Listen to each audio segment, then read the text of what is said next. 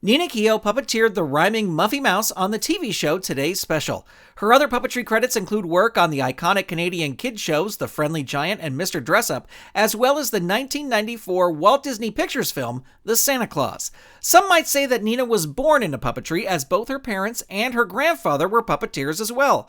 I talked to Nina Keogh about her family's puppetry legacy and her career on this episode of Under the Puppet. You're listening to Saturday Morning Media, and now, back to our show. Welcome to the show that is preserving puppetry through the personal stories of professional puppeteers. My name is Grant Pachoco, and this is Under the Puppet. Well, Nina Keogh, thank you so much for being here on Under the Puppet. Thank you for having me. I'm excited. Yeah, I'm very excited to talk to you. Now, I usually start these interviews by asking, what was your first exposure to puppetry? But your family has a long history with puppetry, starting with your grandfather, correct? Yes.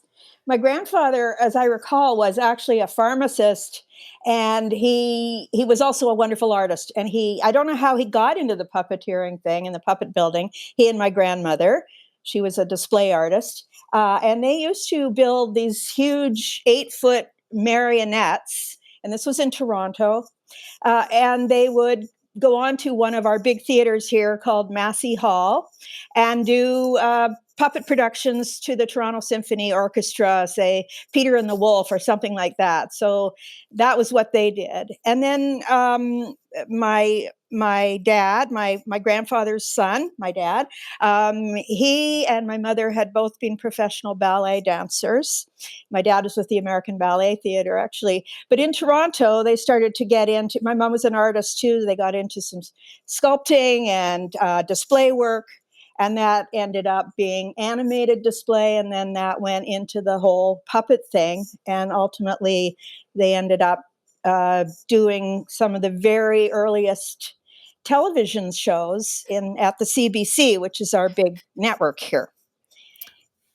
Right. Do you still have any of your grandfather's puppets? Any of the puppets that he built? I don't have them myself, but they are in the Museum of History, which is our big museum here in near our capital in Ottawa. And so my grandfather's puppets are there, my parents' puppets, and my own puppets are there. Excellent. Yeah. That must be, it must be like just this amazing sense of pride that not only, has your family been involved in the history of puppetry, but also the history of the whole country too. That must be amazing. Yeah, it goes back pretty far. So, yeah, historically speaking, it's wonderful to be pioneers in Canadian television. And it was a very small family back then. So I was there all the time. I was always down in the studio, and that led me to actually apprenticing with my parents on a show that Canadians know, which is called The Friendly Giant. And so that was my apprenticeship, was when I was 11.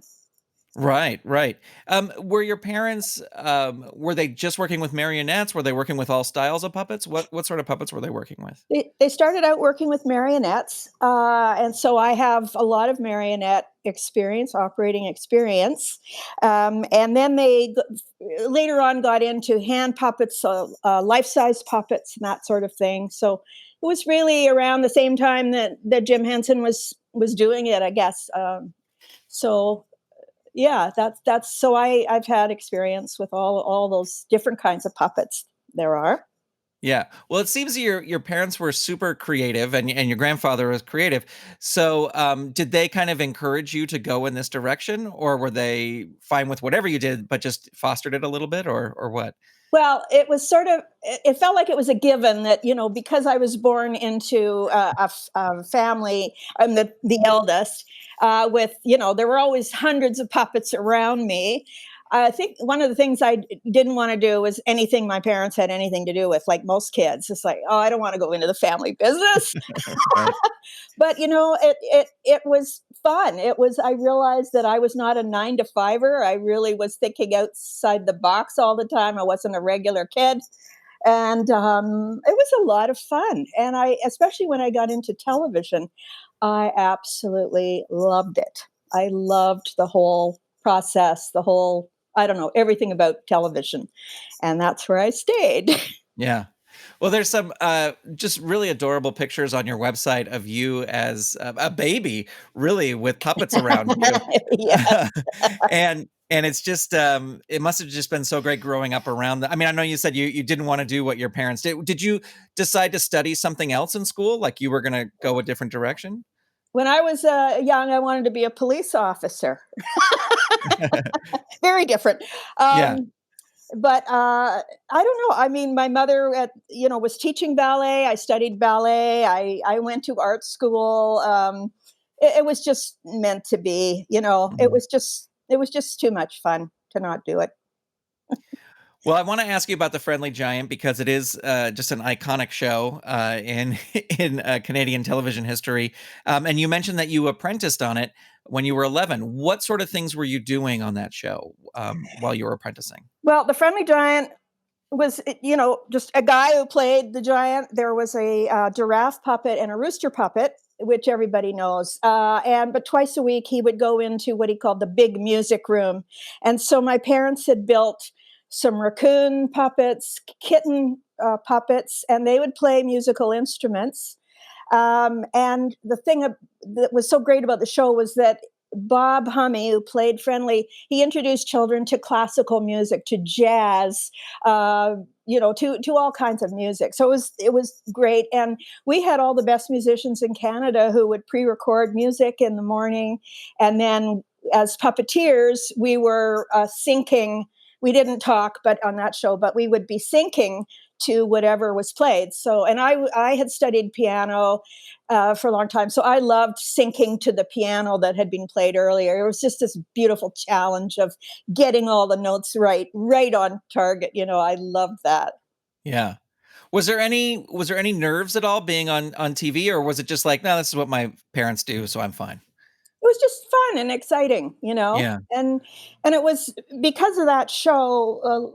Later on, when I actually started to do it full time in 1968, I was a guest on a show that was happening in a studio across the hall, and I came on to talk about the history of puppets and dolls, and the producer saw me and he said, "I really like you on camera. I'd like you to audition for as a host for a show that's coming up." And so I did, and I got it, and so it was 3 times a week on national television, hosting this show. It was for young people, and then I went on to host other shows as well. So that was sort of a separate career, but came about because of the puppets. So there you Right. go. That was the Polka Dot Door? Yes, I was the first host on the Polka Dot Door, which was, I think, 1971, and I did that for 2 seasons. And I did a few other things where I guest hosted, and I did telethons and things like that. Yeah. How did your puppetry background sort of inform your hosting, your live hosting on TV? Um, Or did it? well, I'm not sure. I mean, I guess it in terms of confidence, I felt very comfortable. I guess it was just being in the studio all the time as a puppeteer and being used to the whole environment and so on, and just being outgoing. I don't know. I just, because I had been extremely shy until I was 15. I couldn't look at people. I was so shy, and something happened. I don't know what. Well, I want to back up just a little bit. Can you talk about the formation of the Canadian Puppet Theater? Yes, so that my parents formed or created the first permanent professional Canadian puppet theater, and so we lived just north of Toronto, in sort of in the rural country there, and my parents were very ambitious. They really believed in this so much, and at the same time my dad was driving to Toronto to do a daily show at the CBC, and as a puppeteer. And so they had this beautiful theater built, and then where the audience sat was a great big circus tent. And every weekend we would do these shows, and we had a revolving stage, and we had a big foyer, like a lobby, and we had a restaurant there, and I mean, it was really fantastic. And we had a number of our friends who had been puppeteers. We were all involved. It was like two families. We were very involved with everything. And my mother designed all the puppets. My dad cast them. They had a huge studio there, and so that was it. And then my mother made this huge Gaultier balloon to advertise the theater, and it flew over the theater. And at one point, it actually escaped, and it went off into the sky. And my dad had to call the airport and tell them, look out for this big, strange-looking balloon. It's flying around, and we're so sorry it escaped. But please come see the show when you see the. Yeah.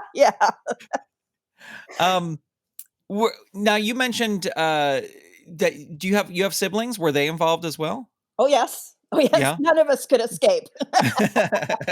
Our whole family. Yeah, I have two brothers. One is living, and they were both performers and puppeteers. And my one brother was fantastic sculptor and became a glass sculptor, quite well-known glass sculptor in Canada. And but we all were puppeteering for all kinds of live stuff. So we were all doing marionettes and life-size puppets and so on. And I don't know if this is out of the chronology, but my parents went to Mexico to a place called San Miguel de Allende, and which is an artist colony, and they got very involved in the town and producing puppet plays there in Spanish.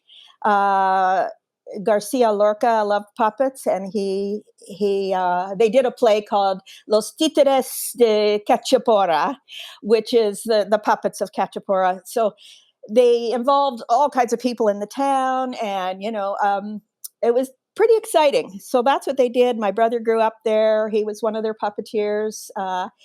So we've always been connected to it, all of us, for our entire lives.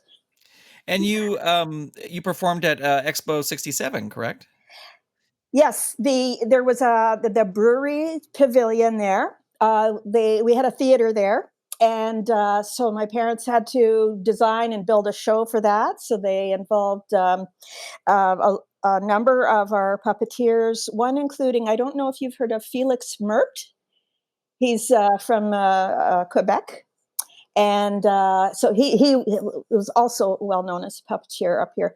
So that was exciting. I didn't work on that. My brothers did. But again, marionettes, I think they had, a revolving stage and so on. Very complex, actually. Right. Now, you were a builder as well. Did you learn building from your parents? Well, by osmosis, I watched them all. My mother was a wonderful sculptor, and she would sculpt the heads in clay, and my father would cast them, in the plaster molds, celastic and acetone, and again, really toxic stuff. And I don't know how much, ventilation he had, but and she would do all the costumes, the painting of the final puppets. My dad was always carving wooden legs and bodies and, just what we all know as puppeteers. And, but my style of puppet was completely different. I went for I used reticulated foam. It's for listeners, it's the foam that's used as filters in furnaces or in speakers. And so it's very porous. And I've always used that because I started out using regular foam, but it deteriorates terribly over the years. But this foam is great because would start out with a block of it. I'd buy these huge bundles, like my colleagues up here in Toronto, who, you'll probably meet or hear from at some point. Big, huge blocks of reticulated foam from a company north of Toronto. Cut it up into the size that I was going to do the head, and use an electric carving knife to start with, and then start whittling down from there with different sizes of scissors. That's how I did it. And then I would dye the heads. This foam takes the dye extremely well. And I've got puppets that are 40 years old that are in great shape. in great shape. Yeah, I was talking to, do you know Kevin Frisch? Sure, yeah. Yeah, so we were talking, oh no, I'm sorry, it wasn't Kevin we were talking about. It was a guy named Chris Wallace, who is a special effects guy. He did the Gremlins. He built the Gremlins. Sure. And we were talking about how the foam he had used was starting to disintegrate, and he had a photograph of one of the Gremlins. So we had a conversation about reticulated foam and the regular foam, the other foam. So, so my puppets went that route.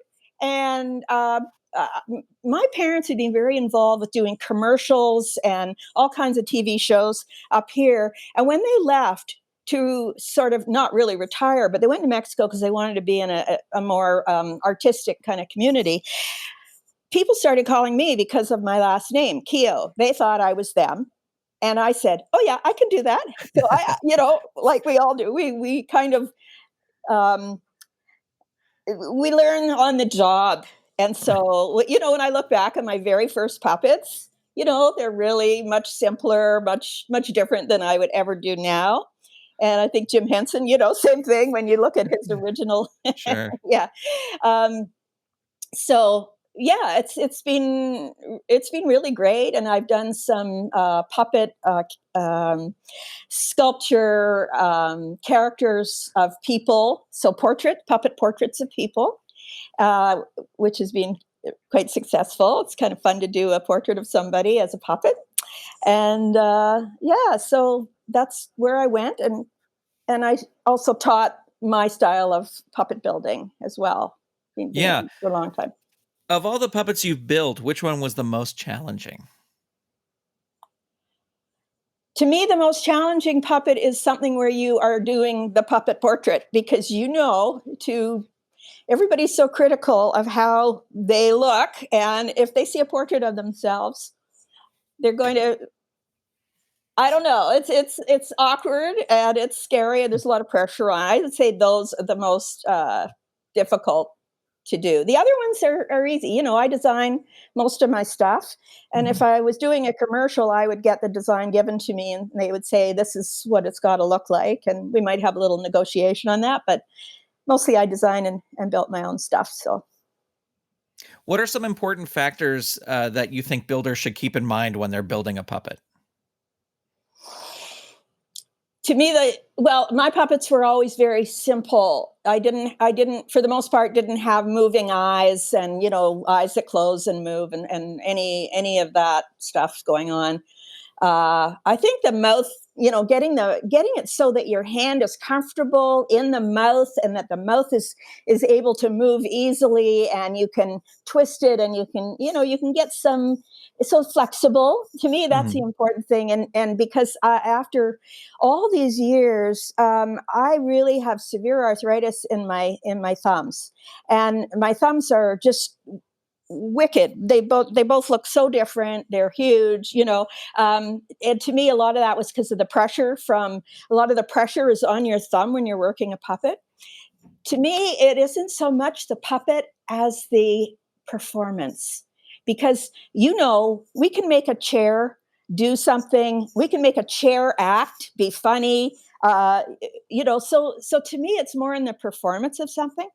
But in terms of building, I don't know what to say about that. My style of puppet is fairly simple. When I look at Ronnie Burkett's, his stuff is very complex, the weight of it, the balance of it and all that stuff, so, and I know you've talked to him. I watched that, I listened to it.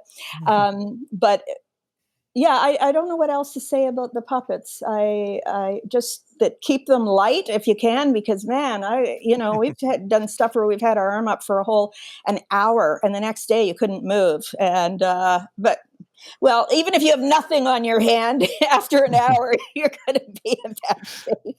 Yeah. Yeah. Do you think it's worthwhile for puppeteers to learn how to build or a little bit about the building process? Yes. Yeah. I think it doesn't hurt at all. It may not be what they go on to do is to build. They may just go on to be puppeteers, but it certainly doesn't hurt to at least, study how the puppets are built and and how, if you've got a rod, rod and hand puppet or whatever it is, it's good to know. Sure. It's good to know. Do you have a favorite puppet that you've built over the years? My favorite puppet is my Dr. Beryl puppet. Dr. Beryl is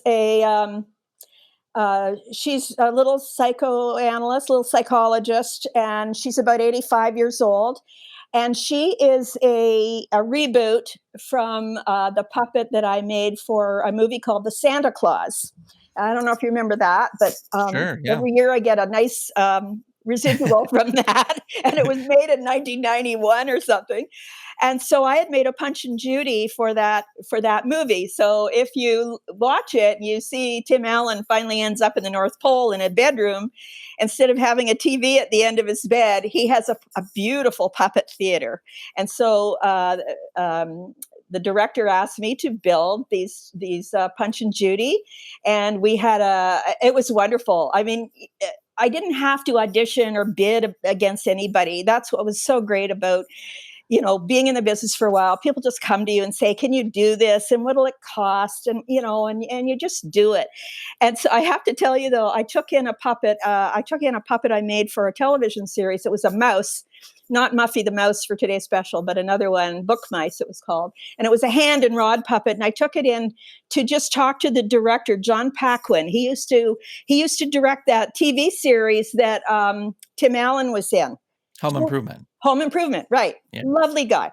And so we're sitting there in his trailer. We've each got a nice cup of coffee, and I'm, working the puppet and talking to him. And all of a sudden I go like this with my rod, and my puppet knocks my hot cup of coffee over, and it just right there.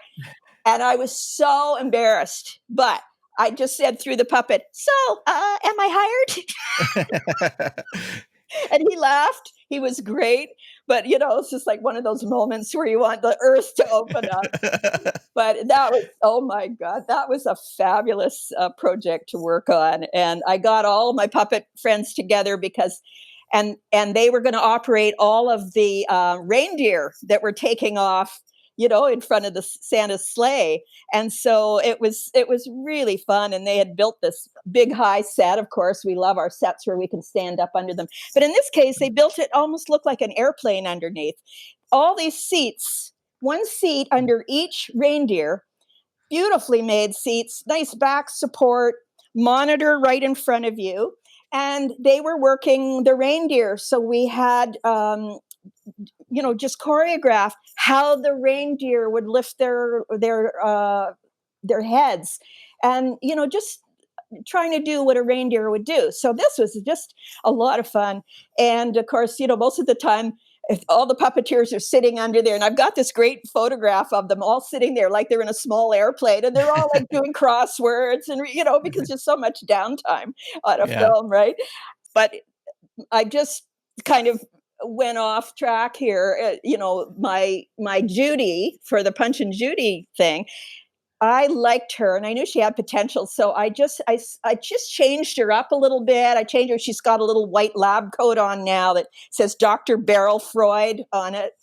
And I've done a number of live shows with her, one-woman shows, and they've been very successful. I used her at Second City here in Toronto.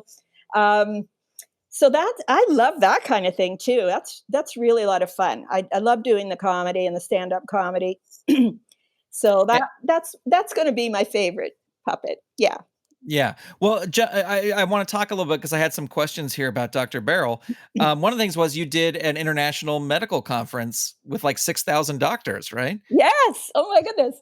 Yeah, that was probably the best 3 days I've spent.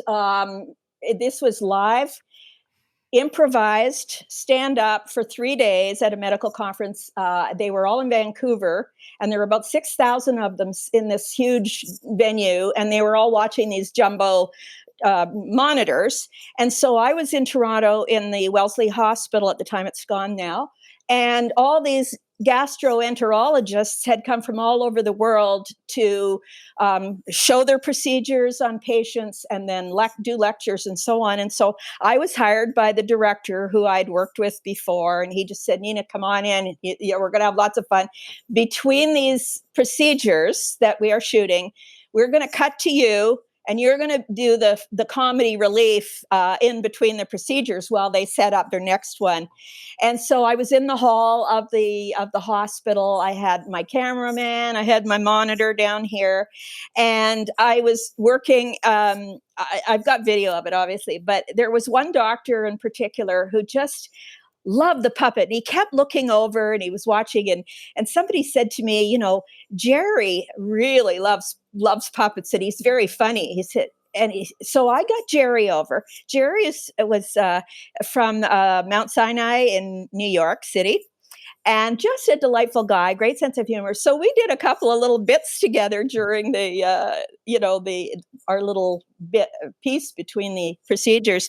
But it was just so fun. And I would watch a procedure live. And then when they finally cut to me, I'd do my thing and talk about how, that just looked like the cherry Danish I had this morning, or whatever, because we're seeing the camera, the scope going through various, down the throat, up the butt, and then I also got to talk to a lot of the doctors there and say, what's the craziest thing you've ever found in a colonoscopy? So that was kind of fun. And there were also people there who had invented or had, created these scopes they were using. And so it was fascinating because I really like medical stuff. So that was great. And then while I was waiting, I'd see like a patient would be being wheeled by me on a gurney. And they kind of look over, and at this point, they're completely stoned because they've been prepped, right, with their needle in their hip. Mm-hmm. Oh my God! And I'd say, "Have fun," with the puppet.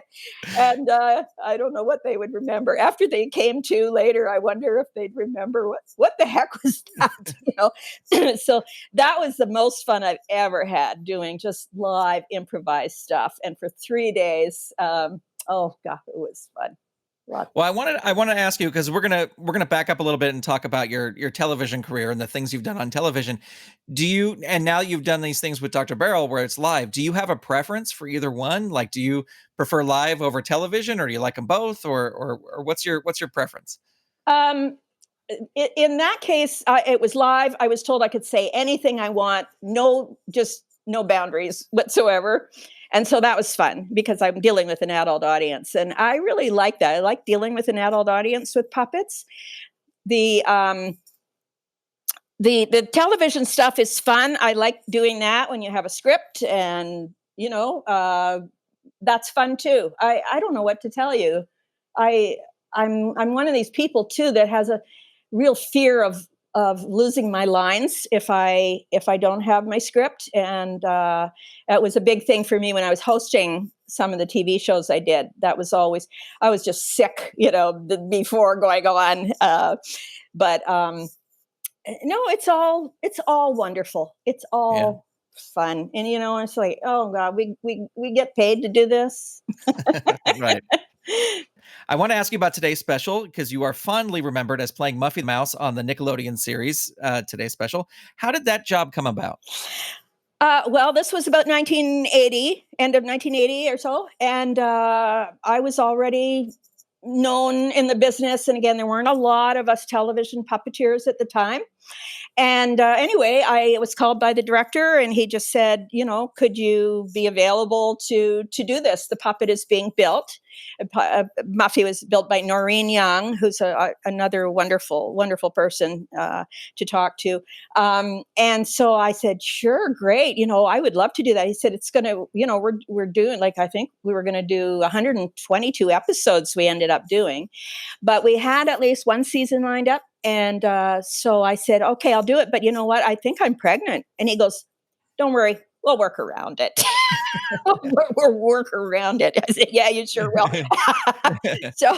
So anyway, took the job. I did work through the pregnancy, and then it came to the end and we were still in studio. And so at that point, I had to go into the hospital actually for a couple of weeks before my son was born. And so Clive said, okay, well, you're going to have to pre-record your lines, and we'll get somebody else to do the puppet. And so the person who did Muffy, who operated Muffy during those episodes, was the puppeteer who played cousin Mort Mouse. So the viewers will know who that is. So Bob Stutt operated Muffy, and he operated and had to lip sync to my voice. But the thing was that because I had to lie down all the time, our director, Clive Vandenberg, brought a hospital bed into the sound booth, and I had to lie down. And so he dropped a mic down in front of me, and I had to record Muffy's lines like that.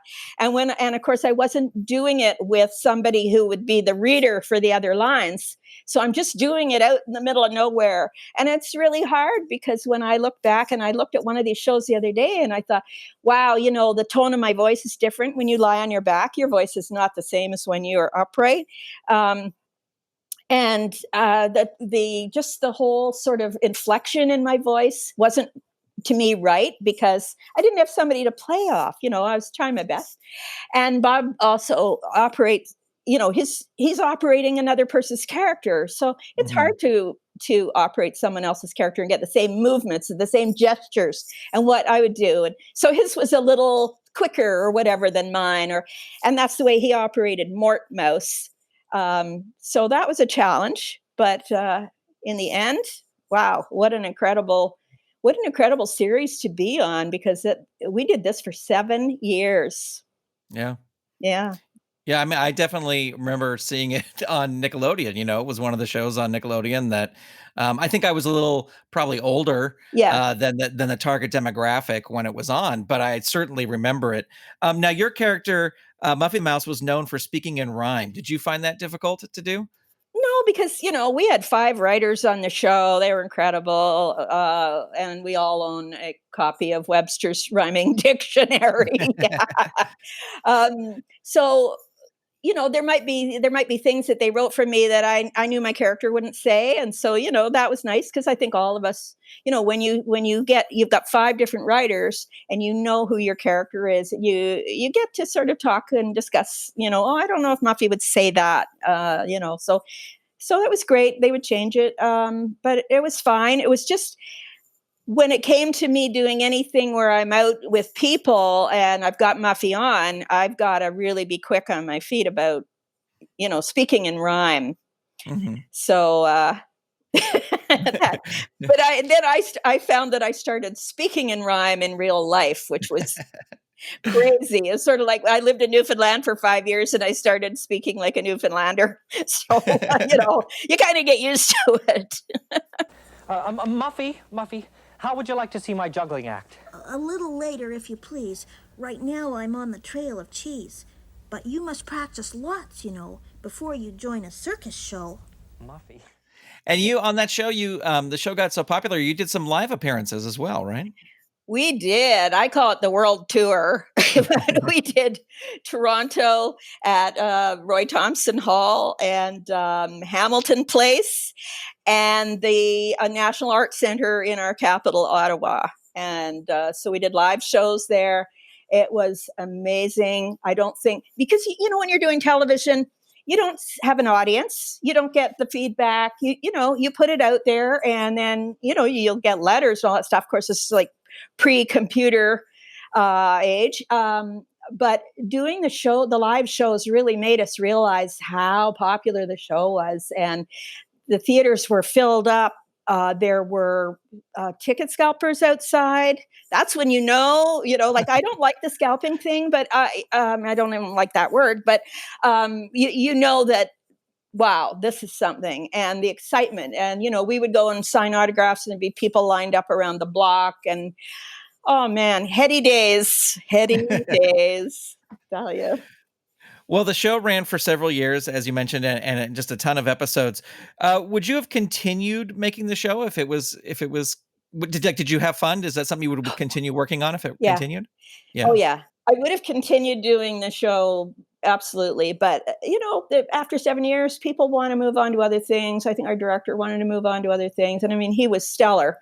And, without him, I don't think we could do it. And, Noreen Virgin went on to get involved in politics. She went on to host a daily show. And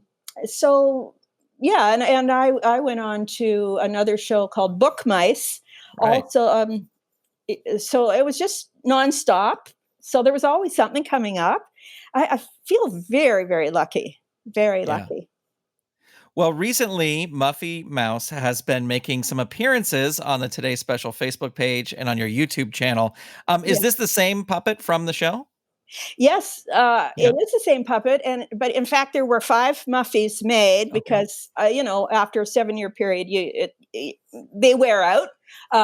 But in this case, we had the main Muffy character, which I worked. There was one that was like a doll because we used it for special effects, where she had to fly. So I threw her through the, through the frame. I had to throw her through, and then they cut and they pick up, and there she is, just getting up. And there was one I had that just had another costume on it. So if they wanted to do a quick costume change, they had another Muffy ready to go in another outfit.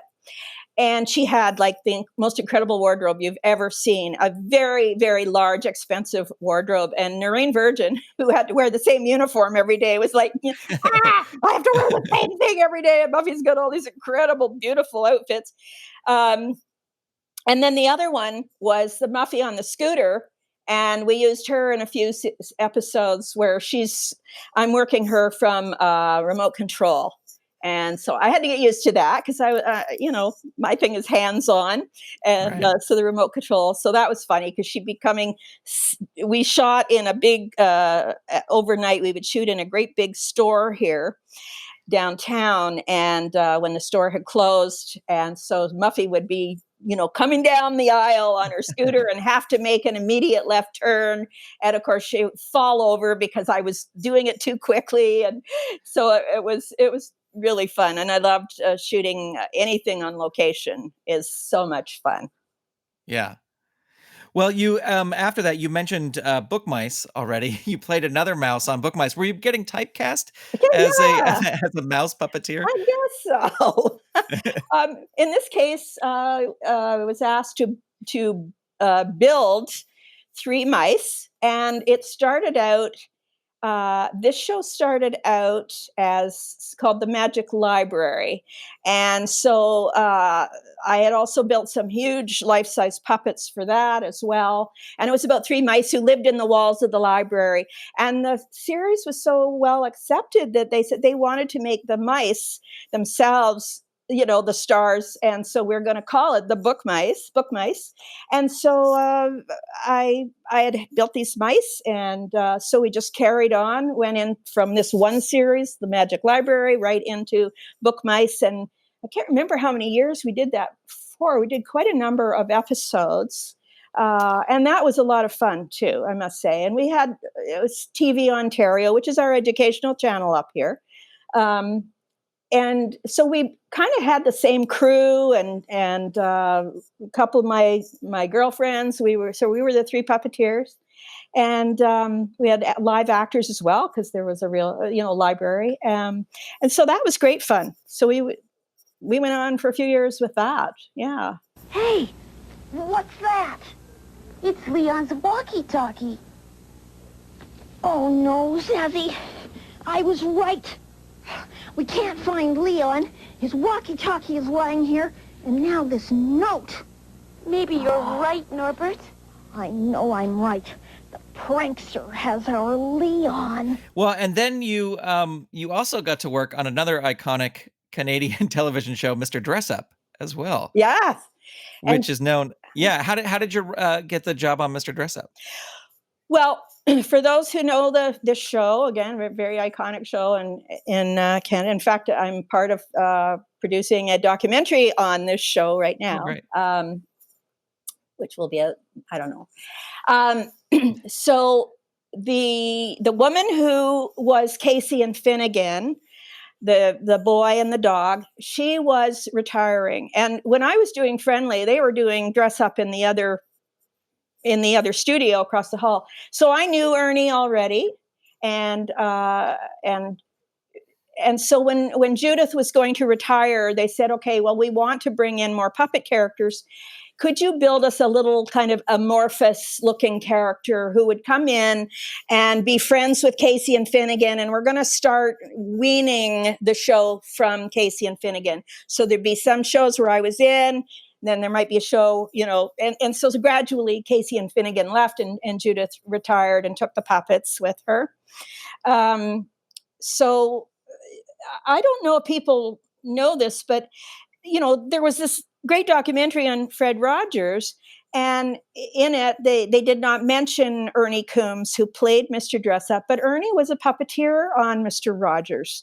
And they came up to Toronto, and Fred, so I met Fred at that time, it was way back, and so Ernie ended up doing a show called Butternut Square, which became Mr. Dressup. And that's what it stayed. And Fred Rogers went back to Philadelphia. So that's an interesting kind of bit of history.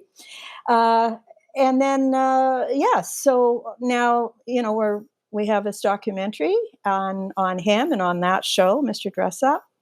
And it's amazing. The fan base is huge, huge, and also has a Facebook page along with the Today Special page.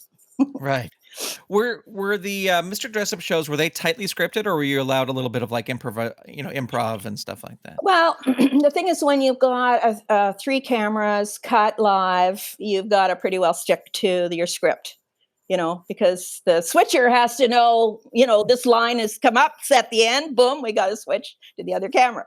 And sometimes that didn't work. And sometimes, like we've got some great outtake rehearsal things where, I was joking about how I would be down below the set, and I'd be sitting there on my stool, and I had all the stools redesigned because I think Judith had sat on the floor on a pillow.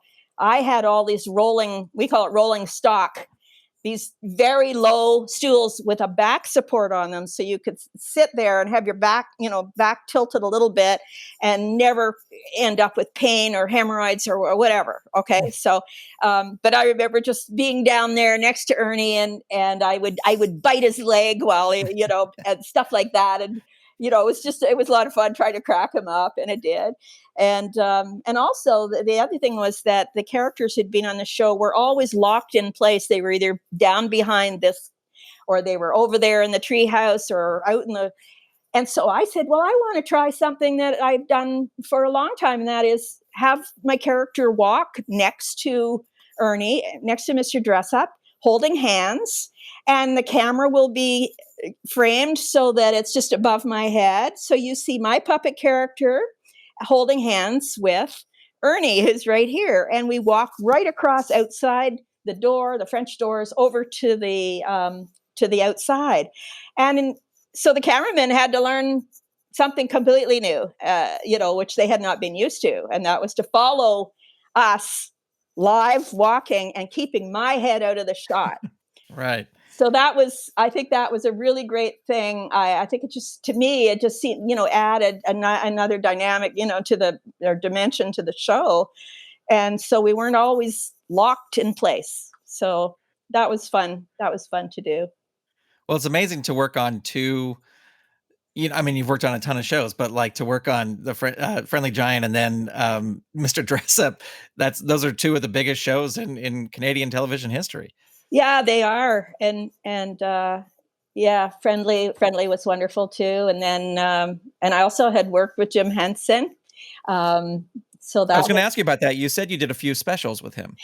Yeah, the first thing we did was Emmett Otter's Jug Band Christmas. Wow. Yeah. He did a lot of his specials up here, and he knew we had good puppeteers up here as well. So, and my father had known him, they all being in the same business, and know Bill Baird. Do you remember Bill Baird and Cora Baird, who were biggies in the business? So again, a very small group back then of puppeteers. So yeah, it was fun working with Jim. We did a thing called Dog City, Mm-hmm. Yep. I have never seen it on TV, although somebody said they had and they loved it, and I don't know whatever happened to it. Did a couple of other things, and also I was a guest puppeteer on Sesame Park. We call it Sesame Park up here. It's called Sesame Street in the States, but they decided, children don't play in the streets here, they play in parks, so they called it Sesame Park. And so that was fun to do because I was there with all my buds. And, so we're a fairly small group of television puppeteers up here. And so we've all done a lot of series together. And it's really the family moving from one thing to another, It's really great fun. Yeah. I'm actually going to back up really quick because I realized I forgot to ask a question about your grandfather. Because your grandfather was the first member of the Puppeteers of America, right? Yes, I was just thinking, I should tell you that, Yeah. He was the very first member of Puppeteers of America, and I just found that out not that long ago. I've got a number of I should have brought them out. The old little tiny magazines that they had that I'm going to give to Ronnie Burkett because he's such an amazing guy, and he's into the archiving of all this, and I want him to have these, and they're from the 30s. So these were what were they? The Puppeteers of America, little booklet that came out. And, but I read in some very old newspaper thing that my grandfather had been the first member. Wow. And I was really surprised, because he was Canadian, so there you go. All kinds of surprises. Yeah. Well, the other show I wanted to ask you about was Groundling Marsh, and you played Crystal on that show. Yes. Was that another show where you were just kind of like asked to play a role on, or did you have to audition for that one? I played Crystal in Groundling Marsh. I was asked to do it, and she came in later in the series, but we did some really wonderful things. They had quite a budget there, and I remember they built the set. There was like, it took up a whole studio. It was like a crystal cave they built just for my character to run through. It was unbelievable. What was that? Who's there? It's me, Icewind! Wow, you're the Ice Wind? Cool. Come on, play with me! Oh, you want to see if I can catch you? Okay, you're on. Oh, I can't believe it. This is the most fun I've ever had. And with a friend that I can't even see. One of the main scenes in this episode was where I ran forever through, all these crystals and rocks and cliffs and beautifully lit monitors all the way along my path. It was so, we rehearsed, and oh man, we love challenges, Yeah. and so it's always great. It's always great. And, again, I was with my buddies, and, we're all very often all crowded into one little space like this, or all the puppets are like this, and you got all these big bodies underneath, and we're all trying to find our monitor. And so it was great. I did another series called Hey, Mrs Cherry Winkle. And again, with two of my buds who and, like my friends have done a lot of stuff with Henson. They did Fraggle Rock while I was doing Today's Special. They were all doing Fraggle Rock. So our community was really made a good money in those years, I must say. And we were really high earners with our union, ACTRA. When I saw all this data, I was like, wow, this is amazing. These were good years for puppeteers. And then gradually, and I was also doing commercials too, where I was operating inanimate objects or building characters. But gradually, you would find that the animation was becoming so wonderful and smooth and flawless, and you could put characters anywhere, you could make them do anything. And that really put a dent in the puppeteering for commercial stuff, animation, and the animation is just so amazing now. So I would say a lot of people would say, yeah, it did cost me some work. Yeah. Yeah. Well, in 2000, you sort of drifted away from puppetry a little bit to start working more on visual arts. Were you just looking for a different outlet for your creativity, or was that because these commercials were kind of getting a little bit not as profitable, as shall we say? Well, it wasn't that. My life changed. I moved out to the country, and I had a big art studio there and a lovely house on 10 acres and a pond I built. And I was called in to do a commercial in Toronto. I said I didn't want to do it, and I said it was just to operate something. It was for a car ad or Dodge or something, and I didn't want to do it. So I gave them this outrageous thing. I requested, you're going to bring me in on the train first class, and you're going to put me up at a great hotel, and I want triple scale across the board or something like that. And they called my bluff. And I thought, okay, I guess I've got to do it now. I'm an honorable person. So I went in my first class train with my wine and my dinner, and stayed there for a couple of days. But the director turned out to be just an amazing cokehead. No names, but anyway, it was so horrible, and he treated everybody on the set so horribly, and we were all very demoralized. And I just thought, okay, this is it. I am out of here. I don't want to do this anymore. Commercials are really lucrative, but they spend so much money, and you go, oh, no wonder this product costs so much out on the market. Look at what they put into this. And so I went home, and I was really upset. And I didn't do anything for quite a while. But I thought, okay, I'm just going to get into my visual art. So we opened a gallery, and that was it. And I just got into this, and it was quite successful. And then we were in Newfoundland for 5 years, and we ran a very successful gallery in this little fishing village. And tourism was really great in the summer. And then we came back here, and because I knew I was going to become a grandmother at some point, and so I really wanted to be in Toronto near the kids. So yeah. Who are some puppeteers that you enjoy watching work? Well, I guess my friends. I love Ronnie Burkett. Obviously, he's absolutely astounding. Watching him design and operate and perform, and doing it all, it just there are no words, really. It's pretty mind-blowing. Have you seen his performance? I haven't seen it live, but I've seen clips of things, and I've talked to him, and I've been unable to see him live, unfortunately. Yeah, I know he does a lot of touring. I guess most of it's maybe in Canada, but so Ronnie for sure. Alexander Mergold is a fantastic puppet builder. I admire him very much. We were going to do a project together, but it fell through. It was going to be a film, a documentary about somebody. And Kevin Frisch, his stuff is really, really quite something. I like him. I like his stuff.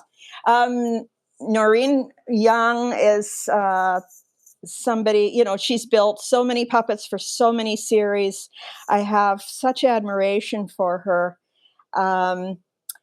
But and then there was, Wayland Flowers. Do you remember Wayland Flowers? Sure. And there's a woman named Nina Conti, I think is her name. So there are people like that who are really quite amazing. But there are just so many. There are just so many. But those are a few. My parents were amazing what they did, I must say.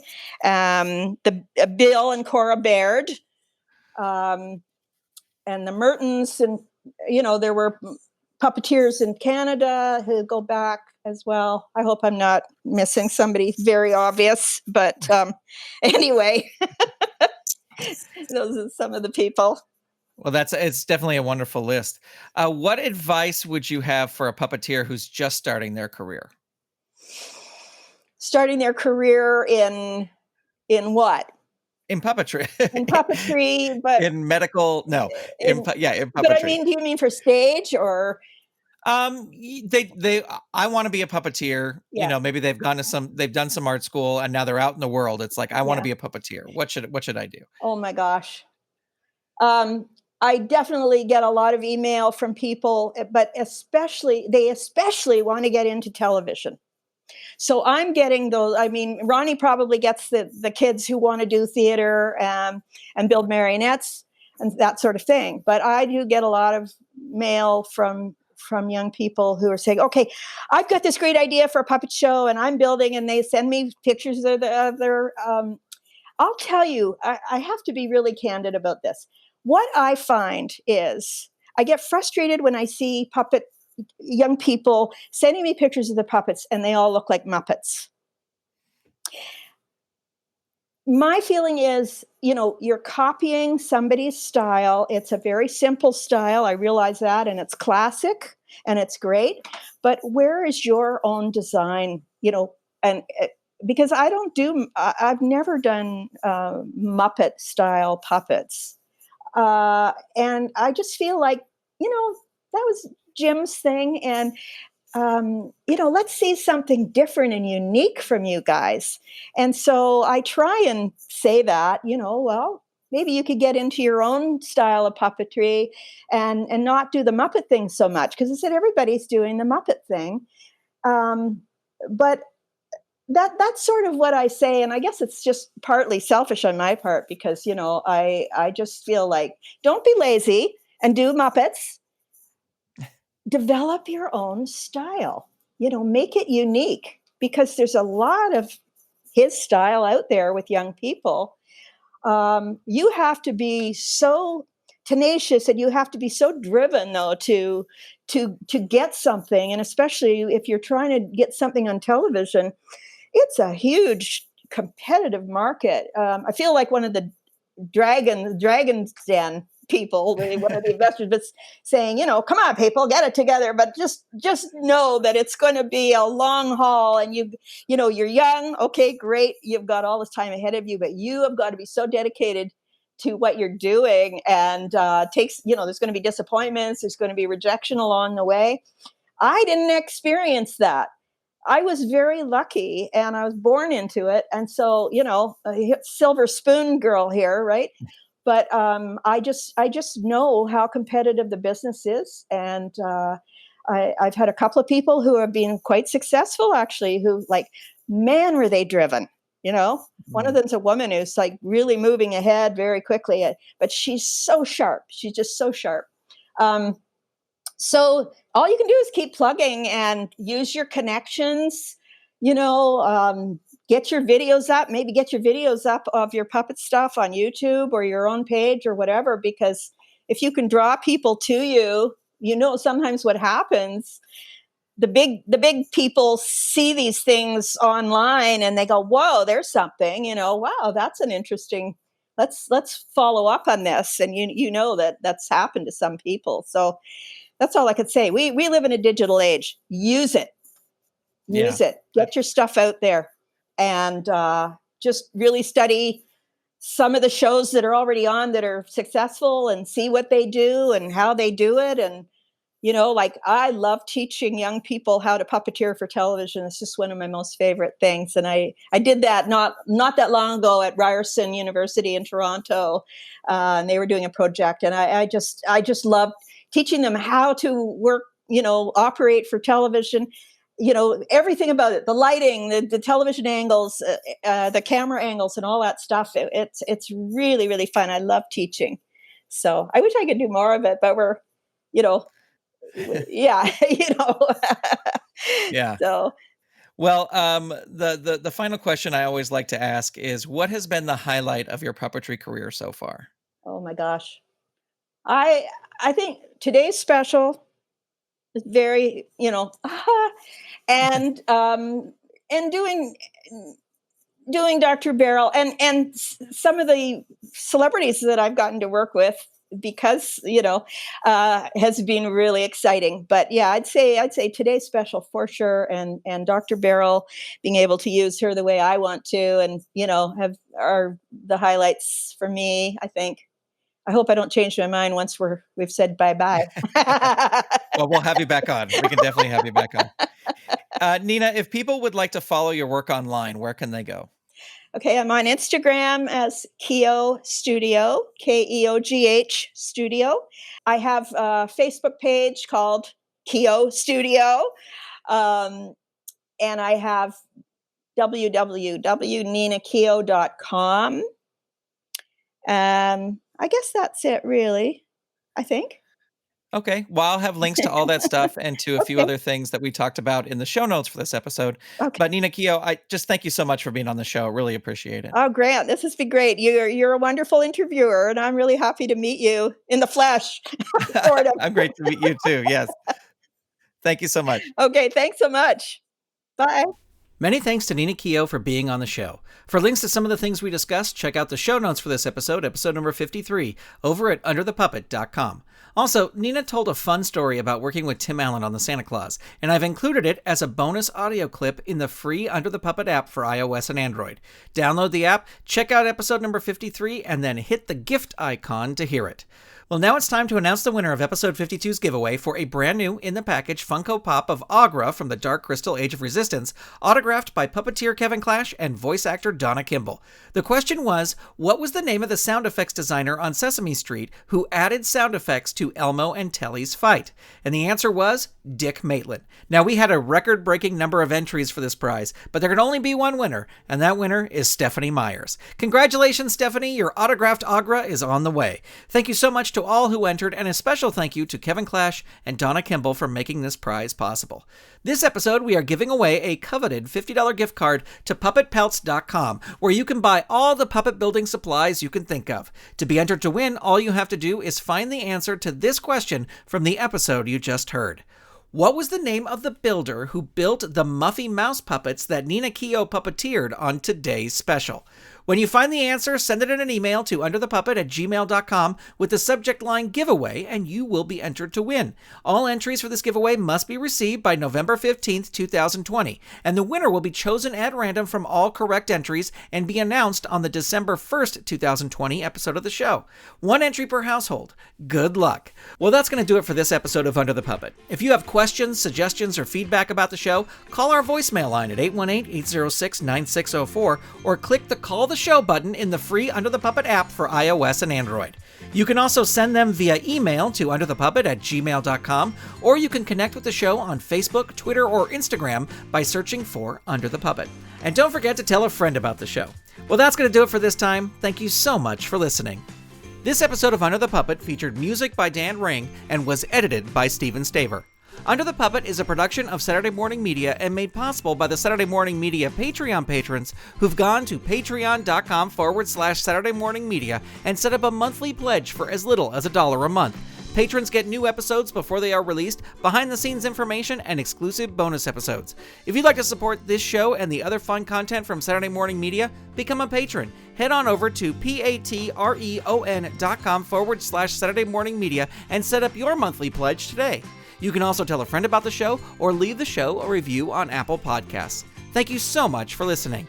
Under the Puppet is copyright 2020 Saturday Morning Media, Grant Bachogo executive producer, all rights reserved. www.saturdaymorningmedia.com. Under the Puppet proudly presents The Adventures of Timmy the Tooth Reunion. In this almost 90-minute video, you will hear great stories from the cast and crew who brought this amazing puppet show to life. Plus, you'll see never-before-seen artwork and exclusive behind-the-scenes video. Under the Puppet's Timmy the Tooth Reunion is available right now at timmy.underthepuppet.com. You've been listening to Saturday Morning Media. Stay tuned, we'll be right back.